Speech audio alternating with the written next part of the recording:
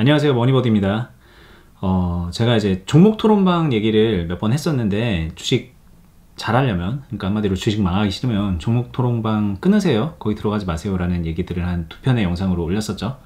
뭐 이거는 이제 예전 영상을 보시면 아실 거고, 오늘은 그 종목 토론방에서 가장 좀 많이 나오는 얘기를 하나를 가지고서 좀 여러분들이 주식을 어떤 식으로 좀 공부해 나가고 잘하려고 해야 되는지 좀 도움을 드리는 얘기를 해드려 보려고 해요. 종목 토론방에서 보면은 막 그 종목들에 대한 얘기가 되게 많이 나올 때가 언제냐면 그 종목이 막 빠르게 움직일 때죠. 한마디로 수급이 막 붙어서 그 종목이 막 크게 떨어지거나 크게 오르거나 아무튼 변동성이 커졌을 때 아무래도 사람들의 관심이 거기에 몰리니까, 특히 그런 게 이제 뭐 수급주, 테마주 막 이런 것들이다 보니까 사람들이 안 그래도 관심이 많고 거기에 종목 토론방에서 온갖 이야기들이 오가는 거를 이제 보게 됩니다. 근데 그런 시점이 돼서 그 종목 토론방에서 오가는 얘기 중에 되게 많이 나오는 얘기 중에 하나가 이제 이런 상황이에요. 종목이 막 올라가다가 이제 막 출렁해서 떨어질 때, 근데 사람들이 이제 뭐 익절을 하든 손절을 하든 뭐 아니면은 충분히 뭐 수익을 내고 나오든 어쨌든 막 매도를 많이 하잖아요. 이런 식으로 막 올라가다가 출렁해서 떨어지면.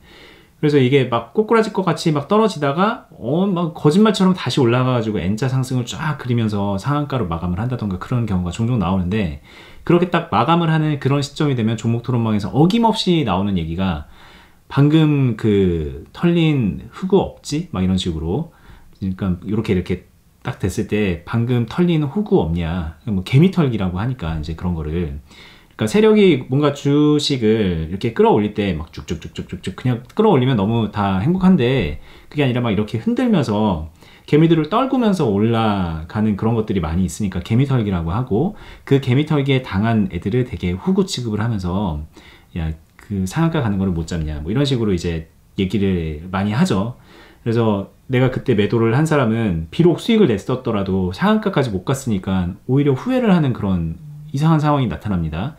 잘했는데 후회하는 거예요. 그거는 더 잘할 수 있었는데 불구하고 후회를 하는 거고, 매수 타이밍을 만약에 조금 고점에 잡아서 여기서 이렇게 내려가고 있는 중에 더 내려가는 게 무서워서 손절을 한 사람, 그런 사람 경우에는 잘했다, 지금이라도 손절해서 잘했다라고 그렇게 생각을 하고 있었는데 갑자기 더 올라가가지고 결국에는 이익을 볼 거를 마이너스로 이제 끝내는 그런 경우, 뭐 이런 것들도 막 나오니까 어쨌든 이제 이런 상황에서 바보처럼 매도를 했네라는 식으로 이제 막 매도를 하는 경우가 있죠. 사람들을 되게 비웃고 그런 경우가 많이 있는데, 오늘 이 개미털기에 대한 그 종목 토론방에서 나오는 그 얘기, 야, 개미털기에 당하면 진짜 호구다, 주식 못하는 거다, 이게 과연 진짜 맞는 말일까? 이 얘기를 한번 좀 해보고 싶은 거예요. 내가 이제 주식을 사서 이게 상한가까지 가는 거를 목표로 잡고 있는 사람은 중간에 뭐 개미털기가 됐든 뭐가 됐든 간에 심적으로 못 버티고 상한가를 못 갔으니까 그거는 잘못한 게 맞죠. 그 경우는 못한 게 맞아요. 근데 우리가 주식을 꼭 이때 사서 상한가까지 가는 것만 목적으로 삼아야 되나요? 그건 또 아니지 않을까요? 내가 여기서 사서 어느 정도 먹고서 나오는 게 그냥 당연한 거라고 생각을 한다면, 내가 먹을 수 있는 만큼 먹는 게 당연하다고 생각을 한다면, 이렇게 조금 흔들리는 타이밍에 익절하고 나오는 것도 얼마든지 좋은 선택이 될 수 있는 거예요. 그래서 더 떨어져서 여기서 재매수를 해서 다시 올라가는 거를 또 먹고 나오면은 더 잘한 선택이 될 수도 있는 거겠지만, 우리가 뭐 점쟁이도 아니고 이게 여기서 이렇게 팔고 사고 팔고 이거만 해낼 수는 없는 거잖아요. 이렇게 해서 팔고 샀는데 더 떨어져서 물타기 했는데 나락으로 떨어져 가지고 주식에 수천만 원을 하루아침에 물려버리는 사람들도 얼마나 많은데, 그거 안 한 것만으로도 잘한 거일 수도 있다는 거죠. 사실 주식을 사서 여기 상한가까지 그냥 붙들고 있고 가자 이러고 있는 거는요, 그거 자체가요 주식을 절대 잘하는 사람이 아닐 수가 있습니다. 진짜 주식을 잘하는 사람은 사고 만들어가면서 내 평단가를 만들어가면서 어느 정도 슈팅이 됐을 때, 뭐 올랐을 때 매도를 치면서 수익을 챙기고 다시 또 사고 하면서 또 평단을 만들고 어느 정도 내가 산 평단 가격보다 올랐을 때 또 팔고, 이런 것들을 끊어서 그 박스 안에서 매매를 할 수 있는 사람이 진짜 잘하는 사람일 수도 있고, 실제로 이거는 객관적으로 말했을 때 여기서 저점에서 사서 상한가까지 들고 있는 거를 가자 버티고 있는 사람보다 그 안에서 매도를 하면서 끊어먹기를 하는 사람이 수익률을 실제로 많이 냈느냐 적게 냈느냐와 무관하게 더 좋은 매매 습관을 가지고 있고 더 주식을 잘하는 고수일 확률이 높은데, 요 밑에서 막 하수들끼리 나는 상한가 갔으니까 잘하는 사람, 너는 상한가 못 갔으니까 못 가는 사람, 요 안에서 자기들만의 리그로 이 등급을 나누고 있다는 거예요. 자, 주식 고수님, 어떻게 하면 상한가 가는 종목을 잘 사나요? 고수들은 그런 얘기를 아예 하지 않습니다. 그 관점을 아예 머릿속에 가지고 있지 않아요. 생각 자체가 다릅니다.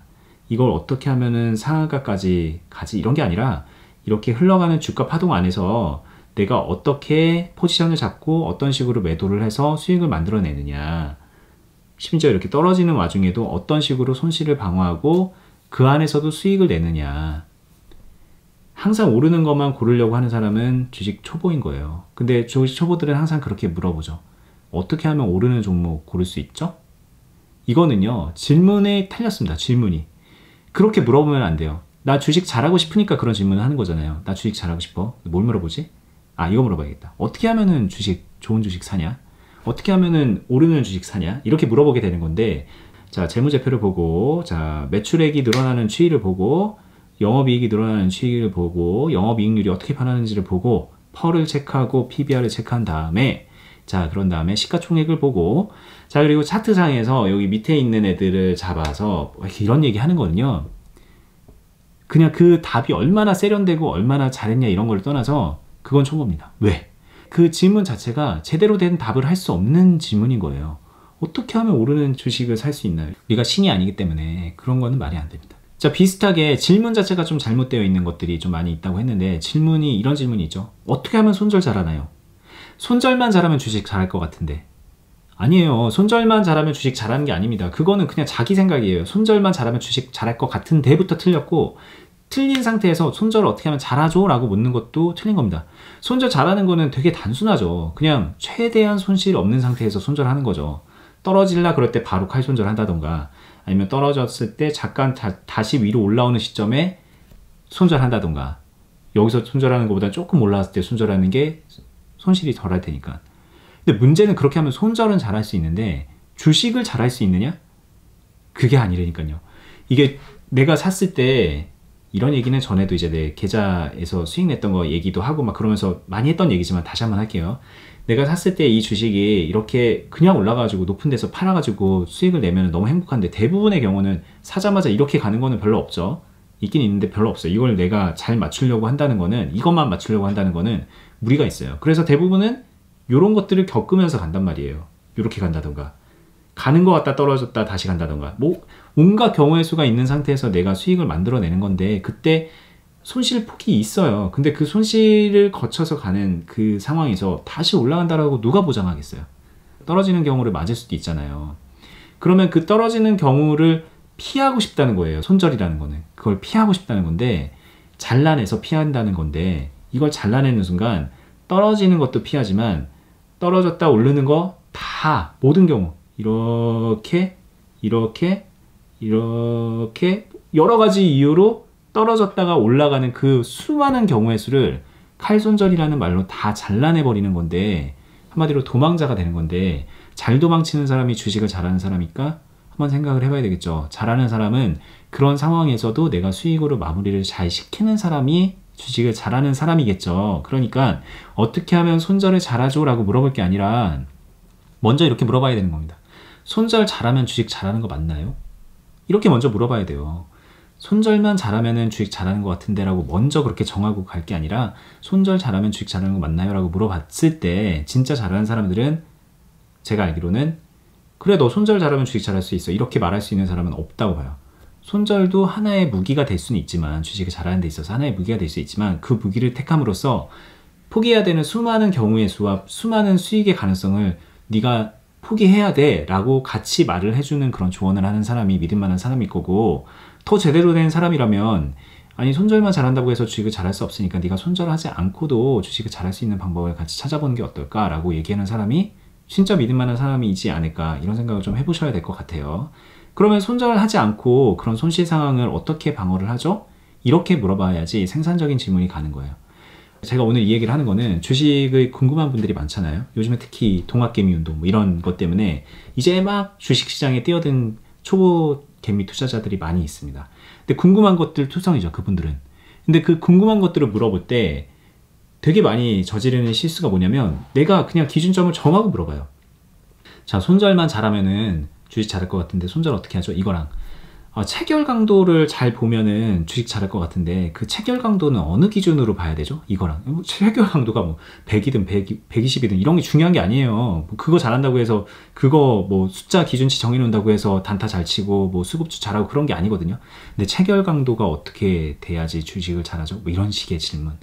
아니면 호가창에서 이제 어떤 호가창이 오르는 호가창이죠? 뭐 이런 질문. 그러니까 쉽게 말하면 호가창이 어떻게 배열되어 있으면은 이 주식이 오르지 않을까라는 거를 자기가 먼저 머릿속에 정해버리고 그 질문을 하는데, 실제로는 호가창이 그렇다고 해서 주식이 오른다라는 보장은 잘하는 사람은 아무도 그렇게 가지고 있지 않아요. 물론 현상적인 거는 분석할 수 있죠. 지금 이 상황이 이 호가창을 봤을 때 지금 수급이 붙어주고 있고 잘 받쳐주고 있고 지지가 되고 있고, 이 호가창 말고 차트상에서 이 현재 주가의 위치가 어떻게 돼 있고 뭐 거래량이 어떻게 전반적으로 붙어가고 있고 이런 것 때문에 뭐 지금 상황에서는 좀 진입해 볼만 하겠구나 이런 식의 생각을 하지, 지금 호가창이 이렇게 돼 있고 차트가 이렇게 돼 있는 거 이런 거 들어가면은 무조건 수익 나는 겁니다 뭐 이런 식으로 접근을 하지 않거든요. 근데 그렇게 물어보죠. 자, 어떤 때 들어가야 수익 나는 거죠? 이거 답을 하고 싶은데 답을 해줄 수가 없는 거를 질문을 계속 하는 거예요. 그래서 이런 얘기를 자주 하는 거예요. 주식을 너가 배우고 싶다면, 당신이 주식을 배우고 싶다면 뭘 채우려고 하지 마세요. 궁금한 거를 해소하려고 하지 말고 지금 잘못 바라보고 있는 거, 잘못 생각하고 있는 그 부분들을 덜어내세요 라는 얘기들을 계속 할 수밖에 없는 거예요. 그래서 이제 그런 게 마음에 안 드는 사람은 나 진짜 궁금한 거 물어봤는데 돌려서 말하네, 저거 중요한 거 말 안 해주고 계속 그냥 다른 거 얘기하네 이렇게 얘기를 하는데, 실제로 중요한 거는 당신이 바라보고 있는 그 관점을 좀 벗어버리고 새로운 방향으로 생각의 전환을 해야 되고 새로운 방향으로 이 주식을 보기 시작해야 됩니다 라고 할 수밖에 없는 거예요. 진심으로.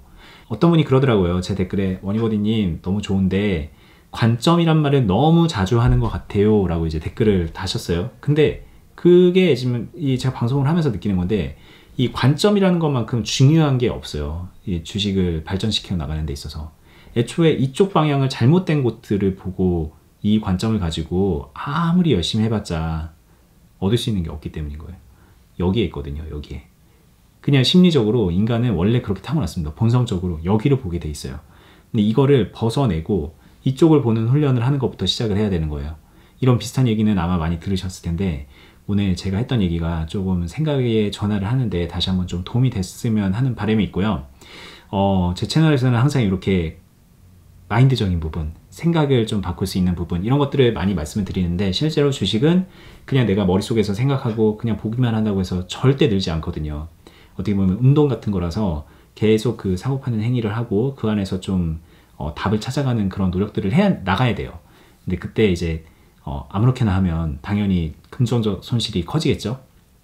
아니면은 그냥 사이버머니로 뭐 모의 투자 같은 거 해야 되는데, 그러면 또 현실성이 떨어져서 또 실력이 안 늘고 그런 경우가 많으니까 안전바 꽉 잡고 하세요라는 취지에서 저희가 투자 클럽도 하고 있고, 잘하는 사람이 하는 매매를 그대로 따라하면서 그들은 어떻게 하는지 보고 배우고, 그리고 궁금한 게 있으면 묻고 답하고 이런 과정들도 할 수 있게끔 창을 마련해 놨고요. 그리고 지금 제가 하고 있는 이 유튜브 말고도 어니스타 주식 비더업이라는 유튜브 채널에서 되게 많은 것들을 진짜 깊이 있게 알려드리고 있는데, 그 영상들만 보더라도 어떤 방식으로 내가 이 주식시장을 바라봐야 되는구나, 어떤 식으로 내가 트레이닝을 하고 훈련을 해야 되는구나 라는 그런 실질적인 노하우를 많이 얻을 수 있을 거예요. 그런 부분에서도 좀 참고가 됐으면 좋겠고요. 그리고 제 오늘 영상이 도움이 되셨으면 좋아요, 그리고 구독 안 해두셨으면 구독, 그리고 알람 설정 해두시고요. 다음에 뵙겠습니다. 감사합니다.